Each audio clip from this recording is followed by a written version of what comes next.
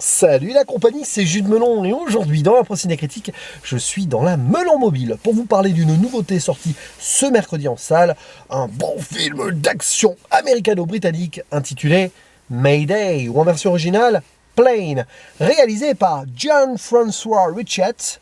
Ah non, mais c'est Jean-François Richet, le français, oui, qui avait fait Ma cité va craquer, L'Empereur de Paris dernièrement, il y a 4-5 ans, dont j'avais parlé sur la chaîne, mais aussi le Diptyque Mesrine, sans oublier un métrage avec Mel Gibson. Donc c'est pas la première fois qu'il va diriger des acteurs anglophones, mais pas que. Et ici, le héros est interprété par Gerard Butler, qu'on avait découvert dans 300, qui récemment a fait Greenland, un film catastrophe. À ses côtés, Mike Colter, avec ses gros bras. Daniela Pineda, qu'on avait vu dans les 2 derniers Jurassic World.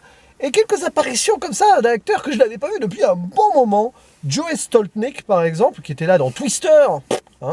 Ça ne nous rajeunit pas. Tony Goldwyn, qui était l'antagoniste, on va dire ça entre guillemets, dans Ghost. Ça ne nous rajeunit pas non plus.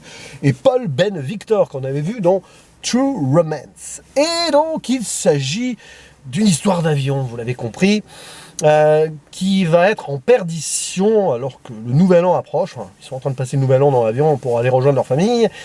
Et le commandant de bord, un certain Brody Torrance, qui n'est pas américain, qui n'est pas non plus anglais, mais écossais, c'est important, va devoir sauver la mise et ses 14 passagers plus équipage, parce que sinon c'est le crash. Alors, amérissage dans l'eau? Non, non, non. Ils vont réussir à atterrir sur une île dans l'archipel des Philippines, sauf que celle-ci, nommée Jolo, est aux mains de la milice locale. Donc, à peine sortis d'un danger, ils entrent dans un autre. Et ça va être compliqué parce que sur place, ça va être une guérilla pour la survie. Les passagers vont essayer aussi de s'en sortir. Le commandant va chercher de l'aide, mais il va peut-être revenir avec autre chose. D'autant plus que parmi les passagers, il y a un criminel qui est extradé et qui visiblement a tué quelqu'un. Ouh là là là là là là. Et bon, en allant le voir, on s'attend quand même à ce que ce soit un film, où on pose un peu le cerveau. J'aime pas du tout cette expression, quand même, je vous le dis, mais ça fait du bien, il faut se l'avouer aussi, en fin de semaine, comme ça, de voir un film un petit peu où on relâche la pression. Je n'en attendais donc pas plus. Et j'avoue que j'ai été très satisfait de ce que j'ai vu, car on a exactement ce qu'on voulait voir, et même un petit peu plus si affinité. Non, on n'allait pas chercher du grand cinéma, tout ceci avec de la grosse réflexion, une esthétique absolue, quoique là, quand même, dans sa proposition d'action, Jean-François Richet est très honnête, je trouve, et nous propose quelques séquences assez intéressantes visuellement, notamment une baston entre 2 hommes. Bon, après, c'est plus de... on tire dans tous les sens, mais...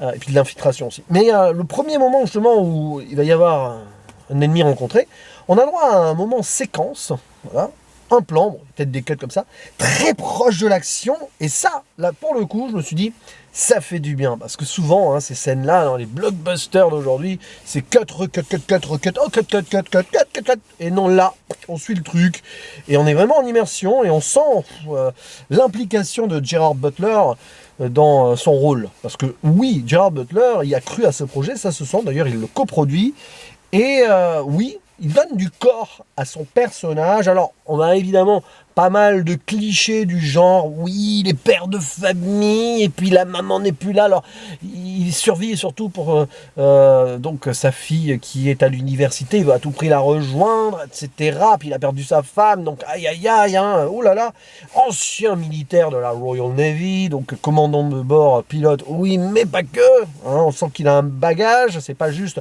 le commandant de base un peu geek là qui, non, parce que sinon il aurait pas fait 20 minutes dans la jungle.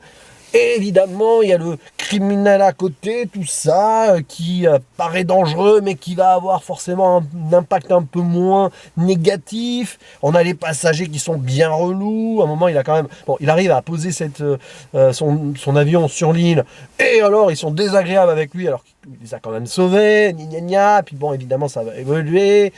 Oui, certes, mais ça fonctionne très bien parce que c'est écrit de façon à ce que ça s'enchaîne plutôt correctement.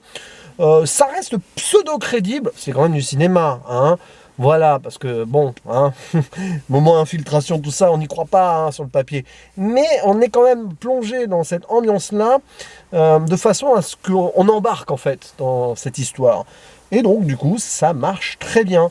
Et dans le style actionneur, comme ça, un petit peu bourrin, bah, c'est l'un des meilleurs opus que j'ai pu voir depuis un petit moment au cinéma, mine de rien. Et ça fait du bien par où ça passe. Puis bon, bah, après, au niveau des acteurs, hein, eh ben, ça fait le job, tout simplement. Gerard Butler, j'en ai parlé. Là, celui qui fait le copilote sympathique aussi, hein, Yoson Han, qui a une bonne gueule et qui va à fond dans le truc. Bon, les militaires aussi. Là, le méchant Délé, le mercenaire, là, joué par je ne sais plus qui. Il n'y a même pas son nom. Bah, il n'y a pas son nom dans le casting, malheureusement. Mais on y croit, ça passe. Et ça fait le café. Faut pas s'attendre à plus. Bon, évidemment, il y a des petits moments CGI, c'est pas forcément un gros budget. Dans les airs, avec l'avion, dans les nuages, la tempête, là, ça fait un peu genre, hop, on place une maquette, etc. et on fait tourner de la fumée derrière avec quelques effets lumineux, quoi. Hein. Ouais, mais le propos n'est pas là. C'est pas non plus un film catastrophe spectaculaire en soi, si ce n'est le début. Mais après, on rentre dans ce moment de survie. Et ils ont tourné, je pense, quand même dans un endroit qui est assez verdure. C'est pas du studio, je pense. Enfin, ou alors ça a été très très bien reconstitué. Puis l'histoire, finalement, même si on a certains poncifs, je pense qu'elle est bien menée de A à Z, et c'est parce que en fait l'écrivain qui a écrit le pitch là, enfin monsieur qui a écrit l'histoire de base a participé au scénario, Charles Cumming, donc il y a eu tout un soin apporté derrière. Donc voilà. Et puis bon, quelques thématiques intéressantes quand même au-delà de la survie et du courage et de l'héroïsme, c'est aussi la rédemption, parce que finalement notre pilote, on apprend un peu de son passé, vite fait, hein, et ça le met en parallèle avec le criminel là. Donc on sent que les deux, forcément, il va y avoir une certaine connivence, et ça fonctionne bien. J'ai bien aimé la fin avec... bref, j'en dis pas plus. Il y a une fin pour notre personnage criminel qui laisse supposer des trucs. Pourquoi pas un Mayday 2? Pas du tout. Mais voilà, donc c'est bien. Mayday, je vous conseille, si vous aimez un petit peu ce film à l'ancienne, action comme ça, mais fait avec une certaine sincérité. Et du bon travail de notre cher Jean-François Richer, quand même, derrière la caméra, avec ce qu'on lui a proposé. Ça paye pas de mine, mais c'est d'une efficacité quand même à toute épreuve. N'hésitez pas à dire en commentaire ce que vous pensez donc de ce film. Quant à moi, il ne me reste plus qu'à vous dire à la prochaine. Ciao!